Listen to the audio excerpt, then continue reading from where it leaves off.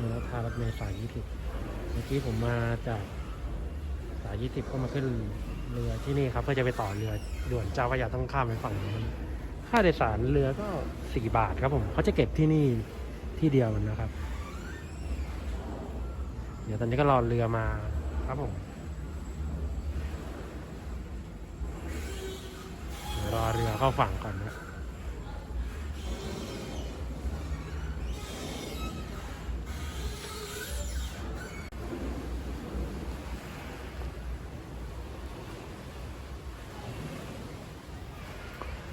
ลงไปรอเลยดีกว่า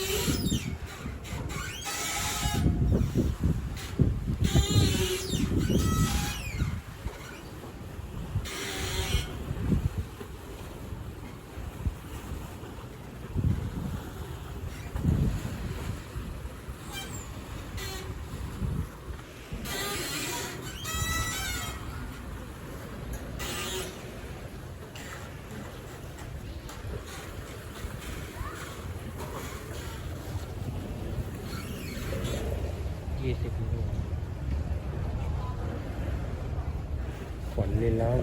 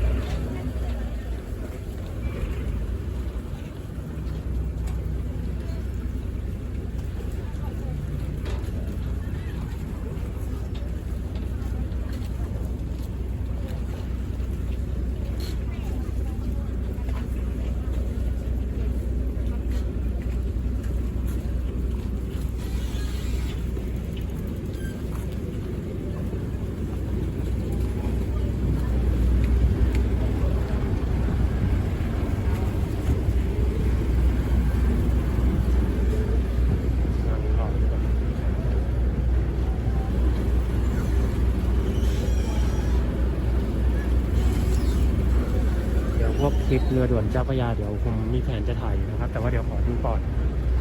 ว่าจะได้ถ่ายเดือนไหน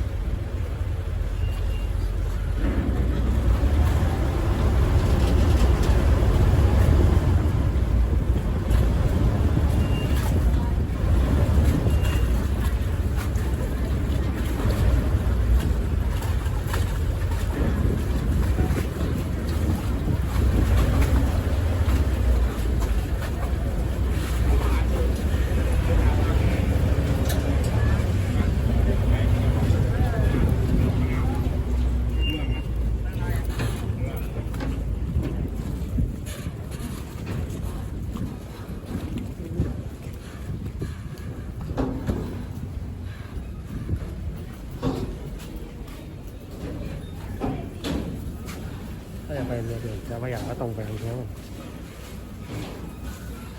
แต่ถ้าจะไปต่อรถเมล์204ก็ออกไปทางนี้ครับ